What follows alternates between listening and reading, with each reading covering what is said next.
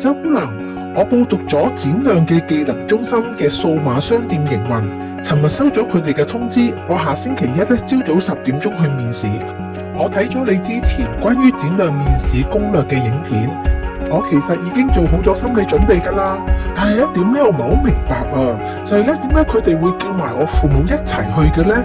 我父母要返工，佢哋咧手停就口停，我可唔可以自己一個人去㗎？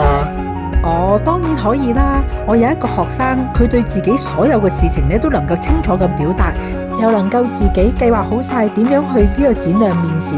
面試之後咧，個社工仲讚佢有好強嘅獨立能力，仲有咧佢有一個好強嘅想獨立思考、獨立嘅意願，而且佢又能夠自己處理好晒所有自己嘅事。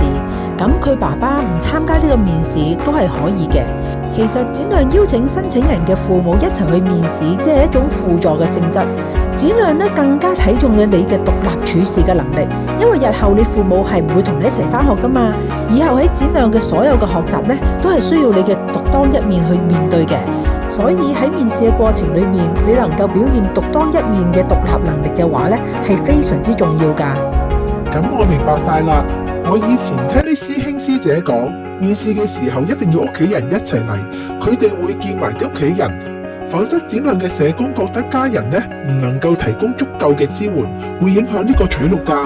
而家聽你咁樣講完之後咧，我就知道屋企人咧只係輔助嘅性質嚟嘅啫。對於嗰啲冇咁有獨立能力、表達能力又比較弱嘅人嚟講咧，又事實上咧真係需要屋企人嘅陪同嘅。